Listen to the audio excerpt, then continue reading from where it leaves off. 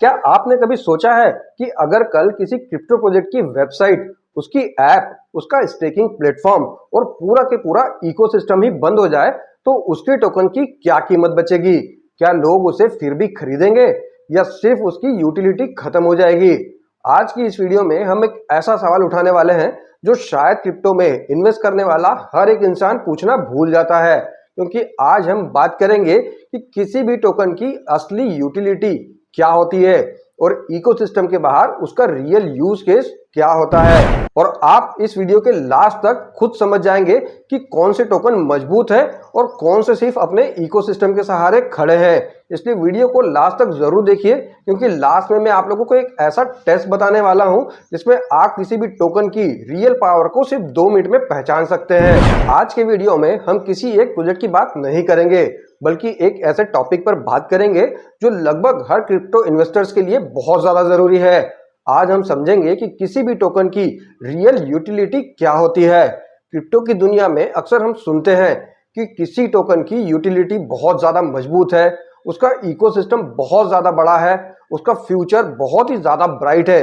लेकिन यहाँ सबसे बड़ा सवाल यह है कि अगर इकोसिस्टम ही ना रहे तो क्या होगा? क्या उस टोकन की कोई कीमत बचेगी? क्या लोग उसे खरीदना कंटिन्यू करेंगे या फिर उसकी डिमांड पूरी तरह से खत्म हो जाएगी? और यहीं से शुरू होती है किसी भी टोकन की रियल एनालिसिस। सबसे पहले यह समझते हैं कि यूटिलिटी आखिर होती क्या है। बहुत ही इजी लैंग्वेज में अगर कहें तो यूटिलिटी का मतलब है कि कोई चीज किस काम आती है। जैसे मोबाइल का काम है कम्युनिकेशन करना, कार का काम है ट्रेवल करना, और उसी तरह टोकन का भी कोई ना कोई यूज होना चाहिए। अगर किसी टोकन का कोई यूज नहीं है तो उसकी कीमत सिर्फ लोगों के भरोसे पर ही टिकी हुई रहेगी, और भरोसा कभी भी बदल सकता है। अब बात करते हैं पहले रियल यूज केस की, जो है पेमेंट। दुनिया में कई लोग क्रिप्टो का यूज पेमेंट भेजने और रिसीव करने के लिए करते हैं। खासकर जब अलग अलग देशों के बीच में पैसे भेजने की बात आती है तो क्रिप्टो कई बार ट्रेडिशनल बैंकिंग सिस्टम से तेज साबित होता है। और यही वजह है कि बिटकॉइन और स्टेबल कॉइन जैसे एसेट को लोग पेमेंट और वैल्यू ट्रांजैक्शन के लिए यूज करते हैं। और यही एक ऐसी यूटिलिटी है जो किसी एक प्रोजेक्ट के इकोसिस्टम पर निर्भर बिल्कुल भी नहीं करती है। दूसरा रियल यूज केस है स्टोर ऑफ वैल्यू। आपने कई बार बिटकॉइन को डिजिटल गोल्ड कहते हुए लोगों से सुना होगा। इसकी वजह यह है कि कुछ लोग बिटकॉइन को लंबे समय तक होल्ड करके रखते हैं और उससे वैल्यू स्टोर करने के लिए एक मीडियम के रूप में देखते हैं। जरूरी नहीं है कि हर कोई इसे सहमत हो, लेकिन ये एक ऐसा यूज है जो किसी एक ऐप या इकोसिस्टम पर डिपेंड बिल्कुल नहीं करता है। तीसरा रियल केस यूज है क्रॉस बॉर्डर ट्रांसफर का। मान लीजिए आप किसी दूसरी कंट्री में पैसे भेजना चाहते हैं। कई बार ट्रेडिशनल सिस्टम में टाइम और पैसा दोनों ज्यादा लग सकते हैं। ऐसे में क्रिप्टो कुछ लोगों के लिए एक अल्टरनेटिव बन जाता है, और यही रीजन है कि दुनिया के अलग अलग हिस्सों में स्टेबल कॉइन का यूज तेजी से बढ़ा हुआ है। और चौथा यूज केस है कोलेट्रल। कुछ प्लेटफॉर्म्स पर लोग अपने क्रिप्टो असेट को गिरवी रखकर लोन भी लेते हैं। यहाँ टोकन सिर्फ होल्ड करने की चीज नहीं रह जाता, बल्कि एक फाइनेंशियल टूल की तरह काम करता है। और यह भी एक ऐसी यूटिलिटी है जो सिर्फ रिवॉर्ड या स्टेकिंग तक सीमित बिल्कुल भी नहीं है। गाइस, अगर वीडियो आप लोगों को पसंद आ रहा है तो वीडियो को लाइक जरूर करिए। और अगर आप ऐसे ही क्रिप्टो प्रोजेक्ट्स के टोकन एनालिसिस और पैसिव इनकम के मॉडल के बारे में इजी लैंग्वेज में जानकारी चाहते हैं तो चैनल को सब्सक्राइब करके बेल आइकन जरूर दबा दीजिएगा, क्योंकि हमारा मोटो सिर्फ किसी एक प्रोजेक्ट को ब्लाइंडली प्रमोट करना बिल्कुल नहीं है, बल्कि लॉजिक और यूटिलिटी के बेस पर चीजों को इजी लैंग्वेज में समझाना है। अब आगे जो बात आने वाली है वो शायद इस पूरे वीडियो का सबसे ज्यादा इंपॉर्टेंट पार्ट हो सकती है। अक्सर लोग इकोसिस्टम की यूटिलिटी और रियल यूटिलिटी के बीच का फर्क नहीं समझ पाते। मान लीजिए किसी टोकन का यूज स्टेकिंग में होता है, मेंबरशिप लेने में होता है, सब्सक्रिप्शन के लिए होता है, रिवॉर्ड लेने के लिए भी होता है, या फिर रेफरल बोनस के लिए होता है। तो क्या ये यूटिलिटी है? और इसका सिंपल सा जवाब है हाँ, लेकिन ये यूटिलिटी सिर्फ इकोसिस्टम तक ही सीमित होती है। मतलब जब तक इकोसिस्टम चल रहा है तब तक टोकन का यूज है, लेकिन अगर इकोसिस्टम बंद हो जाए तो क्या होगा? यही सबसे बड़ा सवाल है जो किसी भी टोकन के असली पावर को सामने लेकर आता है।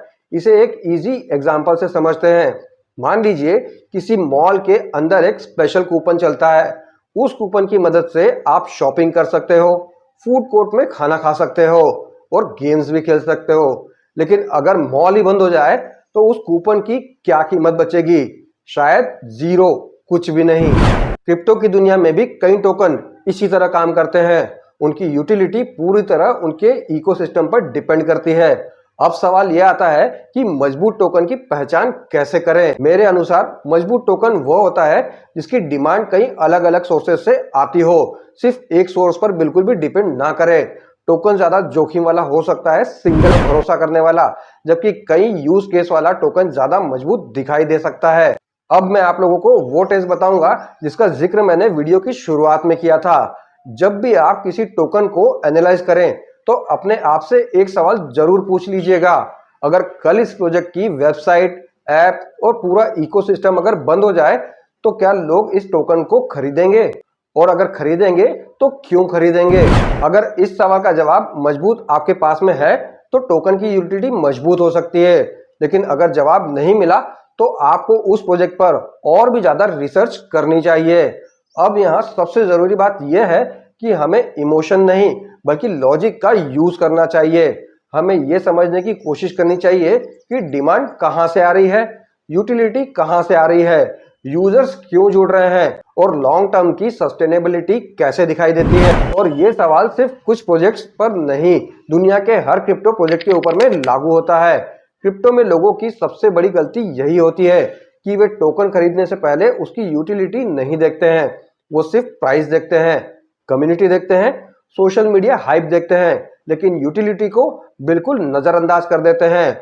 और कई बार यही सबसे बड़ी गलती भी साबित होती है उन लोगों के लिए।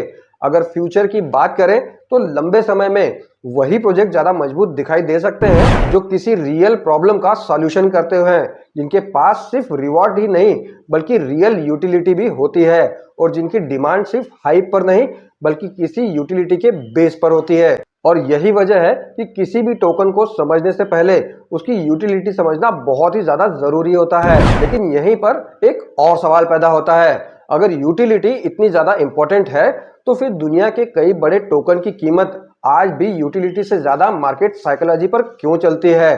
क्या ऐसा हो सकता है कि कोई टोकन आज कमजोर दिखाई दे लेकिन फ्यूचर में उसकी यूटिलिटी अचानक से बढ़ जाए, या फिर कोई टोकन आज बहुत ही ज्यादा मजबूत दिखाई दे लेकिन कुछ साल के बाद पूरी तरह से गायब हो जाए? असल में क्रिप्टो की दुनिया में यूटिलिटी एक ऐसी लेयर भी है जिसके बारे में बहुत कम लोग बात करते हैं, और यही वह लेयर है जो तय कर सकती है कि अगले 5 साल में कौन से टोकन बचेंगे और कौन से टोकन इतिहास बन जाएंगे। और उस लेयर का नाम है टोकन इकोनॉमिक्स। लेकिन उसकी पूरी कहानी हम अगले वीडियो में समझेंगे। आज के वीडियो के लिए इतना ही, मिलेंगे अगले वीडियो में, तब तक के लिए bye, love you all guys.